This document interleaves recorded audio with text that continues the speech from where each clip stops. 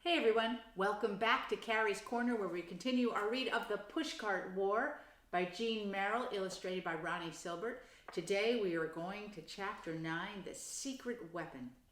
Carlos was known to the pushcart peddlers as the most skillful carton flattener in the Lower East Side section of New York City. Carlos's business was to go around to small stores that had clean cardboard cartons which they wished to be rid of. With 2 or 3 deft motions, Carlos would flatten the cartons and carefully stack them on his pushcart. Carlos was the only flattener in the business who could stack to a height of 12 feet without the cartons slipping off. When he had a load, Carlos would deliver the cartons to another small business that needed a few cartons. This was a very practical business, as Carlos did not have to pay out any money for the goods he sold.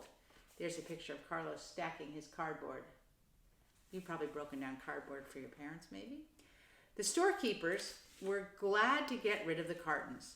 Carlos's only expense was for his pushcart. One reason Carlos never said much was that he spoke only in Spanish, except to give the price of a load of cartons. That he could do in English. He could also follow the main idea of a conversation in English, but to reply to a complicated matter, he preferred to speak in Spanish. Carlos's idea at the meeting at Maxie Hammerman's was too complicated for him to explain in English. Maxie Hammerman had to explain it for him. Maxie Hammerman spoke Spanish and 12 other languages. He had to, being the pushcart king. Carlos wishes to say, Maxie Hammerman began, that the problem is to make people see who is blocking the streets. Certainly, said Harry the hot dog, but how? Carlos has described to me a very close Peashooter that his youngest boy has made, said Maxie Hammerman. Carlos says that the Peashooter shoots not just ordinary peas, but peas with a pin stuck in them. Children, said Papa Peretz. You have to watch them every minute. For example, my grandson. Wait, Papa Peretz, said Maxie Hammerman. We are coming to the point. The point is that Carlos has told his boy that he must never use such a Peashooter to shoot at people, as it would not be so nice to put a pin in someone's arm. That's what I mean, said Papa Peretz. Wait, said Maxie Hammerman. Carlos's little boy replies, then what good is the shooter? Carlos does not know how to answer, but he feels bad because the shooter is very cleverly made, and it is a shame if the boy cannot use it at all. Then suddenly, said Maxie Hammerman, when Papa Peretz says at this meeting that we need a secret weapon, Carlos is happy. He sees what the shooter is good for. To put pins in the truck drivers? Said Harry the hot dog. Carlos shook his head. No, Maxie Hammerman explained. It is Carlos's belief that even truck drivers are people. He has told his little boy that he must never shoot at people, and he does not wish to set a bad example. Then what good is the Peashooter? Asked Frank the Flower. Carlos spoke very excitedly to Maxie Hammerman in Spanish. Aha, said Maxie Hammerman. Carlos says we will not, of course, shoot at the truck drivers. What we will shoot at is the truck tires. He says we will kill the truck tires. Bang, says Carlos, pointing at an imaginary truck tire. Bang, bang! It was a word he had learned from his boy. Then, Goma vacia, Carlos said. Goma vacia, Maxie Hammerman explained, meant in Spanish, flat tire. See, Carlos nodded, blowing his breath out and sinking to the floor as if he were a truck tire going flat. Morris the florist took off his hat. Such an idea, he said. For such an idea, Carlos could be president of the USA. President, said Papa Peretz. How can the president speak Spanish? Never mind the president, said Harry the hot dog. It is a good idea. That's crazy. President can't too speak Spanish. Good, said General Anna. It is beautiful. I see the picture. The question is, who is blocking the traffic, all right? We kill the truck tires, and suddenly everywhere in the streets, big dead trucks. They can't move. They are blocking everything. People look around, and every block they see 6, 7, 8 dead trucks. People will see who is blocking the traffic. Of course, said Mr. Jerusalem. It is not such a bad thing to do. It's not such a nice thing to do either. Not nice, said Morris the florist. Compared to smashing a man's cart so badly that it can never be fixed, it is a very nice thing to do. No matter how nice, said Eddie Maroney. We should not let the truck drivers see us doing it. There could be a difference of opinion. Naturally, said Papa Peretz. It should be a surprise attack. We will keep the Peashooters in our pockets. We wait until the truck driver looks the other way, then quick, then we look the other way. Just so, said General Anna. So it should look like an accidental flat tire.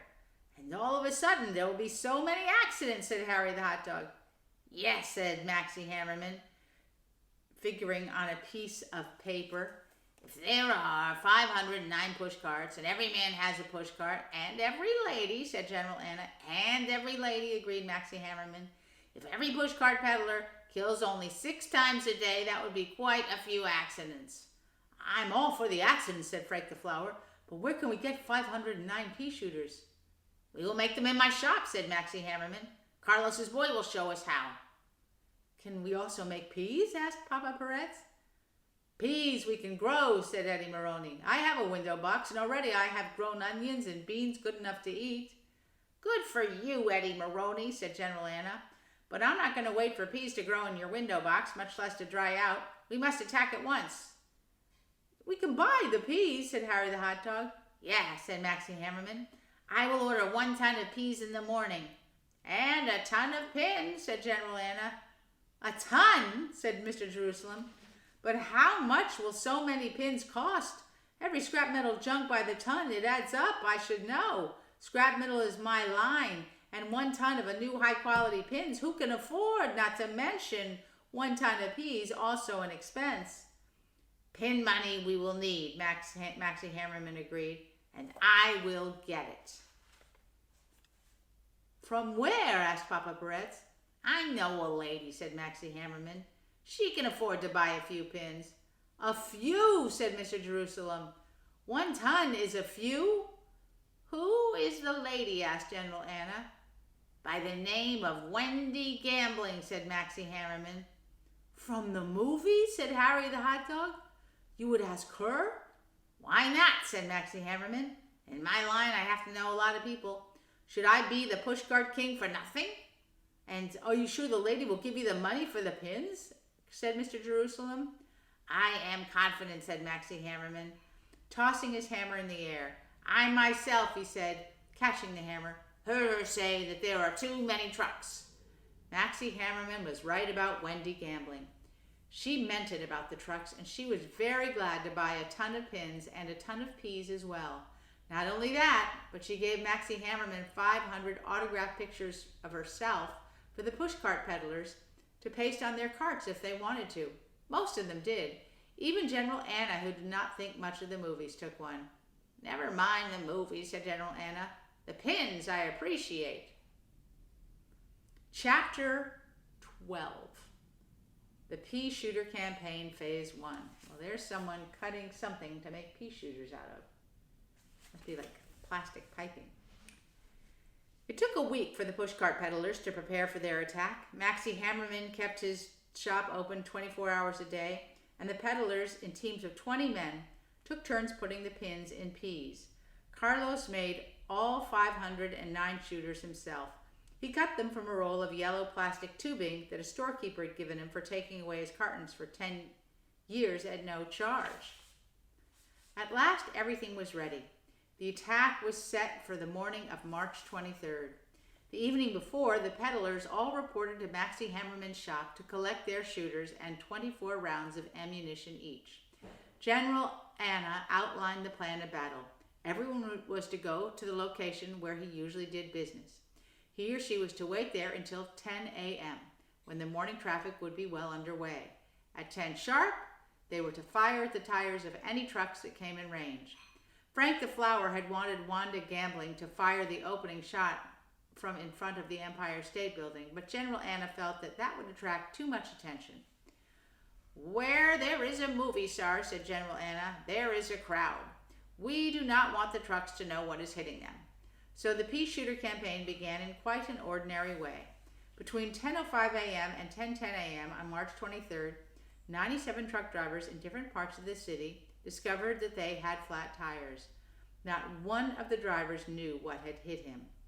97 hits out of some 500 pea pins that were fired in the opening attack is, according to the Amateur Weapons Association, a very good average, especially as many of the peddlers had never handled a pea shooter before, and there were a few, like Mr. Jerusalem, who had grave doubts about the whole idea. Mr. Jerusalem's heart was not in the attack. Though he had voted with the other peddlers to fight the trucks, fighting of any sort went against his nature. Mr. Jerusalem's performance on the first morning of the Peashooter campaign is therefore of special interest. At the time of the Pushcart War, Mr. Jerusalem was already an old man. No one knew exactly how old. He was held in great respect by the other pushcart peddlers because his cart was not only his business, but it was also his home. Unlike the other peddlers, Mr. Jerusalem did not have a room where he went to sleep or cook his meals. Instead, he had a small frying pan, a cup, and a tin plate, which he hung neatly from the underside of his cart. He had a charcoal burner built into one corner of the cart so that he could cook for himself whenever he felt like a hot meal. Mr. Jerusalem's favorite joke was, "Some people go out to dinner on special occasions. I eat out all the time." This was true. Mr. Jerusalem was often to be seen sitting on a curb eating a plate of beans or turnips that he had cooked himself. At night, Mr. Jerusalem dropped canvas sheets over the sides of his cart so that there was a sort of tent underneath the cart. Then he would park the cart under a tree or in a vacant lot, crawl under the cart, roll up in a quilt, and go to sleep. In the summer, he often did not bother with the canvas sheets, but slept alongside the cart so he could see the stars. He was usually the first peddler on the streets in the morning.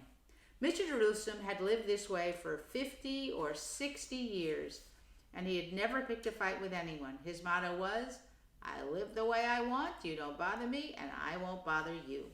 And that's where we're going to stop, and here's a picture of, I don't know what that's a picture of, but you can help figure that out.